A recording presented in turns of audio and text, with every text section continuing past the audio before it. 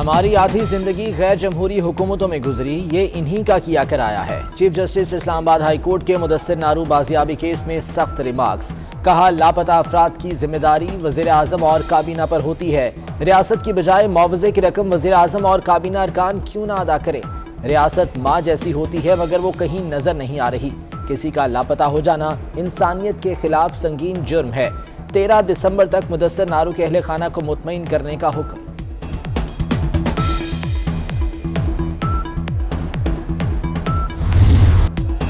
जो मंसूबा काबीना ने शुरू किया, नैब उस पर हाथ नहीं डाल सकेगा। कवायद व ज़वाबित की गलतियों पर भी तफ्तीश की इजाज़त नहीं होगी।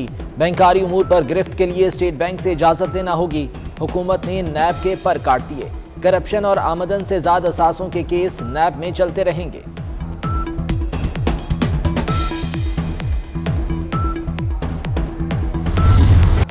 क्या पंजाब में बल्दियाती इंतखाबात इलेक्ट्रॉनिक वोटिंग मशीनों से होंगे? वज़ीर आला ने बल्दियाती एक्ट में मशीन पर इलेक्शन कराने की शिक शामिल करने की मंजूरी दे दी। नए मुसवदे के मुताबिक नई हल्कियां बंदियां होंगी। हुकूमत मुसवदा जमा नहीं कराती तो इलेक्शन पुरानी हल्का बंदियों के तहत होंगे। काफ लीग ने तहफ़्फ़ुज़ात का इजहार कर दिया। क्या हुकूमत बिल असेंबली से मंजूर करा सकेगी?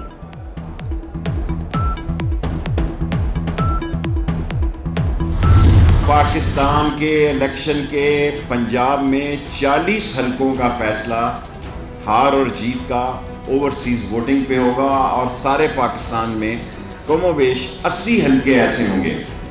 क्योंकि मैंने इस पे स्टडी की है, बाज़ हलकों में 40-40 और 50-50 हज़ार वोट जो हैं वो ओवरसीज पाकिस्तानियों के हैं। और जब ओवरसीज पाकिस्तानियों के वोट पीटीआई को पड़ेंगे, ये फिर कहेंगे धांधली हो गई है। हुकूमत ने ओवरसीज को वोट का हक क्यों दिया? शेख रशीद अंदर की बात बाहर ले आए। कहा, 80 हलकों का फैसला बैरून मुल्क पाकिस्तानी करेंगे। 40 हलके तो सिर्फ पंजाब में हैं। ओवरसीज पाकिस्तानियों के सारे वोट पीटीआई को पड़ेंगे। ऑपोजिशन फिर चीखे और रोएगी, धांधली का शोर मचाएगी।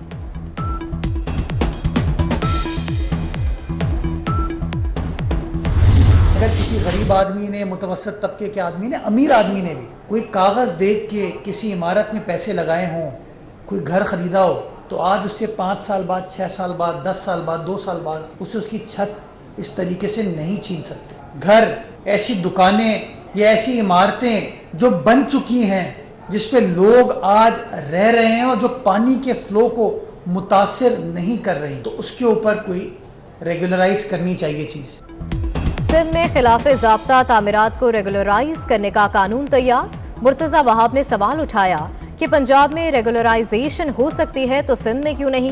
कराची वाले पूछते हैं, बनी गाला में ऑपरेशन क्यों नहीं होता? उम्मीद है गवर्नर सिंध ऑर्डिनेंस की मंजूरी देंगे।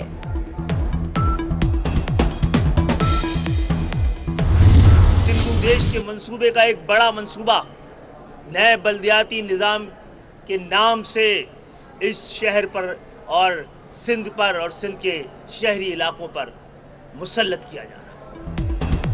एमकेएम और पाक सरजमीन पार्टी एक पेज पर। सिंध लोकल गवर्नमेंट तरमीमी बिल मुस्तरद कर दिया। एमकेएम का 11 दिसंबर को ऑल पार्टीज कॉन्फ्रेंस बुलाने का ऐलान। खालिद मकबूल सिद्दीकी कहते हैं, सिंध के शहरी इलाकों से नाइंसाफियां हो रही हैं। आईनी इदारों के साथ गुंडागर्दी नहीं चल सकती। मुस्तफ़ा कमाल लोकल गवर्नमेंट तरमीमी बिल के खिलाफ सिंध हाई कोर्ट चले गए।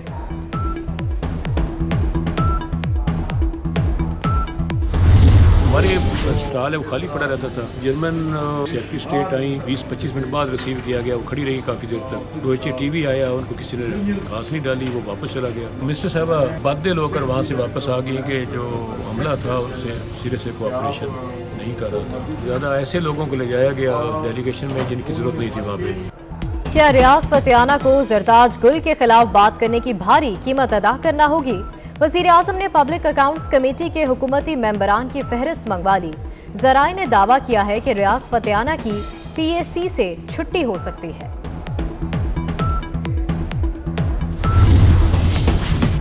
चेयरमैन पब्लिक अकाउंट्स कमेटी ने 1200 अरब के कोरोना फंड्स की तकसीम पर सवाल उठा दिए। राना तनवीर हुसैन कहते हैं, कोरोना फंड्स में 40 अरब रुपए की बेज़ाब्तगियां हुई। ख्वाजा आसिफ बोले, ब्यूरोक्रेसी मुल्क को खा रही है। यूटिलिटी स्टोर्स पर अशिया की खरीदारी के लिए फूड अथॉरिटी से सर्टिफिकेट लिया जाए, कमेटी की तजवीज़।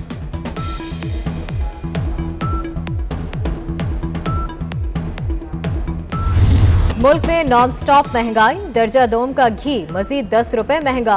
1 किलो घी की कीमत 350 से बढ़कर 360 रुपए पर जा पहुंची।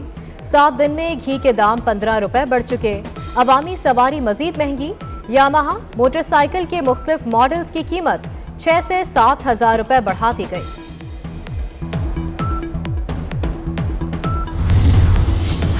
मिनी बजट तैयार हो चुका, हुकूमत जब हिदायत देगी पेश कर देंगे। Chairman FPR doctor Ishfaq Ahmad ने महंगाई के मारों को डरा दिया। कहते हैं सेल्स टैक्स की छूट को वापस लिया जा रहा है। लग्जरी अशिया की दरामदात पर टैक्स लगेगा। दरामदी गाड़ियों पर इजाफी टैक्स की भी सिफारिश।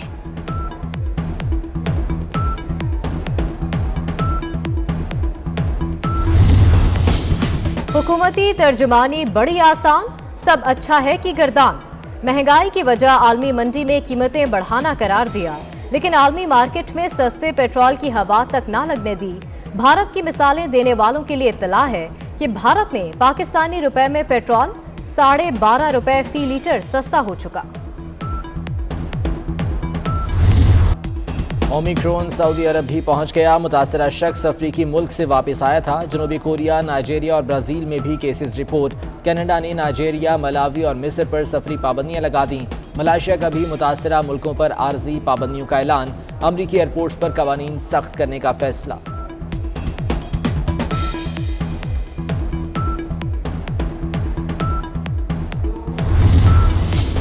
लाहौर में 59% शहरियों की कोरोना वैक्सीनेशन होना बाकी। तकरीबन 41% लोगों की वैक्सीनेशन हो चुकी। एनसीओसी का मुहिम एक बार फिर तेज करने का फैसला। वैक्सीनेशन ना करने वालों को मौके पर ही वैक्सीन लगेगी। टीमें पब्लिक मकामात पर मौजूद रहेंगी। खुसूसी मुहिम आज से शुरू कर दी गई। 50 साल से जायद उम्र अफराद को बूस्टर शॉट्स लगाने की मंजूरी दे दी।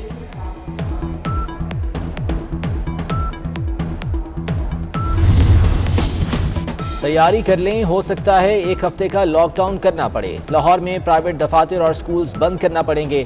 जस्टिस शाहिद करीम के इंसदाद स्मोक के लिए दरख्वास्त पर समात में रिमार्क्स। लाहौर हाई कोर्ट ने स्मोक की सूरत हाल को तशवीशनाक करार दे दिया। दुनिया के आलूदा तरीन शहरों में लाहौर आज दूसरे नंबर पर रहा।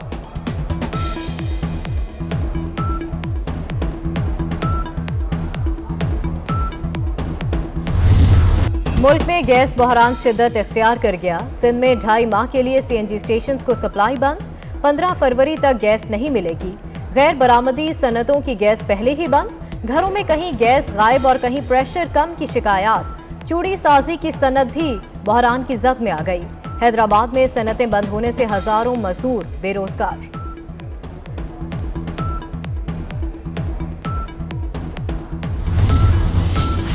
मुल्की तारीख का सबसे बड़ा क्रूज शिप पाकिस्तान पहुंच गया। वसी और अरीज क्रूज शिप की 14 मंजिलें, 1411 कमरे, 7 star hotel, shopping malls, gaming zone भी है। पाकिस्तानी कंपनी का क्रूज को होटल में तब्दील करने का फैसला। रूसी शहर सेंट पीटर्सबर्ग में शदीद बर्फबारी। गलियों, सड़कों, चौराहों में बर्फ ही बर्फ। दर्जनों गाड़ियां बर्फ में धंस गईं। निजामे जिंदगी मफलूज। सदाबहार धुनों के खालिक मौसीकार निसार बज़मी आज जिंदा होते तो 97वीं सालगिरह मनाते। निसार बज़मी ने पाकिस्तान और भारत में 100 से ज़ायद फिल्मों की धुनें बनाई।